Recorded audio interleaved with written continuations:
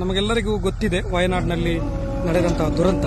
ತಾವು ಈಗಾಗಲೇ ನೋಡಿರಬಹುದು, ಒಂದು 65-70 ಮಂದಿಯನ್ನು ಒಂದೇ ಜಾಗದಲ್ಲಿ ಹೂತಿಡಲಾಗಿದೆ, ಡೆಡ್ ಬಾಡೀಸ್ ಅನ್ನು. ಕಾರಣ ಏನಂತ ಹೇಳಿದ್ರೆ, ಇವರು ಯಾರಂತೇಳಿ ಐಡೆಂಟಿಫೈ ಮಾಡಲಿಕ್ಕೆ ಸಾಧ್ಯ ಆಗಲಿಲ್ಲ.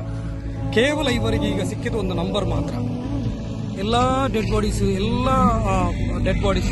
ದಫನ್ ಮಾಡಿದ ಜಾಗದಲ್ಲಿ ನಂಬರ್ ಸಿಗಲಿಕ್ಕೆ ಸಾಧ್ಯ ಆಗ್ತದೆ. ಈ ವಿಡಿಯೋ ಮಾಡುವ ಉದ್ದೇಶ, ನಾವು ಜೀವಂತ ಇರುವಾಗ ನಾವು ಕಚ್ಚಾಟದಲ್ಲಿ ಇರ್ತೇವೆ, ನೀನು ಮುಸ್ಲಿಂ, ನೀನು ಹಿಂದೂ, ನೀನು ಕ್ರಿಶ್ಚಿಯನ್ ಅಂತ. ಆದರೆ ಇಲ್ಲಿ ನೋಡಿ, ಇಲ್ಲಿ ಅದು ಒಂದು 65-70 ಜನ, ಯಾವುದೇ ಜಾತಿ ಅಂತ ಗೊತ್ತಿಲ್ಲ, ಖಾಲಿ ಅವರಿಗೆ ಗೊತ್ತಿರೋದು ಅವರು ಮನುಷ್ಯರಂತ ಮಾತ್ರ. ಇಲ್ಲಿ 70ಗಿಂತ ಹೆಚ್ಚು ಬಾಡಿ ಇಲ್ಲಿದೆ.